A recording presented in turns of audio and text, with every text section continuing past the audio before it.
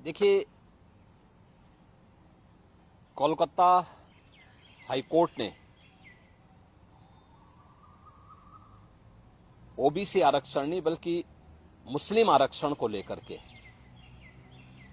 जो अपना फैसला दिया है वह स्वागत योग्य है। भारत का संविधान धर्म के आधार पर आरक्षण की अनुमति नहीं देता।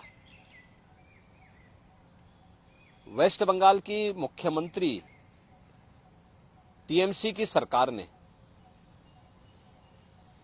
राजनीतिक तुष्टीकरण की पराकाष्ठा पर चलते हुए सन 2010 में 118 मुस्लिम जातियों को जबरन ओबीसी में घुसेड़ करके उन्हें यह आरक्षण दिया था। यानी 118 ये जातियां, इसका मतलब ओबीसी का हक जबरदस्ती हड़प रही थी। और इसी असंवैधानिक कृत्य पर माननीय उच्च न्यायालय कोलकाता ने टीएमसी गवर्नमेंट के फैसले को पलटा है और एक जोरदार तमाचा मारा है। यह कार्य असंवैधानिक था और इसको अनुमति नहीं दी जा सकती है। स्वाभाविक रूप से बाबा साहब भीमराव अंबेडकर ने भी देश के संविधान सभा में इस बात को कहा था, बार बार कहा था। आरक्षण भारत के अंदर अनुसूचित जाति जनजाति के लिए और मंडल कमीशन के बाद ओबीसी के सामाजिक और आर्थिक पिछड़ेपन को ध्यान में रखते हुए आरक्षण की व्यवस्था की गई थी। लेकिन धर्म के आधार पर आरक्षण की इजाजत भारत का संविधान कभी नहीं देता। और बाबा साहब भीमराव अंबेडकर ने इसके लिए बार बार देश को वार्न किया था कि धर्म के आधार पर भारत का विभाजन हुआ था।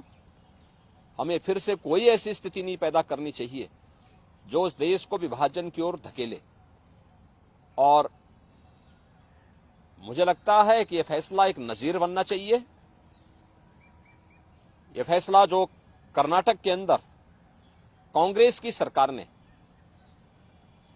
ओबीसी के अधिकार पर इसी प्रकार की सेंधमारी करते हुए मुसलमानों को आरक्षण देने का काम किया है, और कांग्रेस की सरकार ने आंध्र प्रदेश के अंदर भी इस प्रकार की जो शरारत की थी, इसका अब जोरदार जवाब दिए जाने की आवश्यकता है। और मुझे लगता है कि किसी भी प्रकार के उस कार्य को जो असंवैधानिक हो, भारत के विभाजन की आधारशिला रखने वाला हो, भारत को कमजोर करने वाला हो, उसको कतई स्वीकार नहीं किया जाना चाहिए।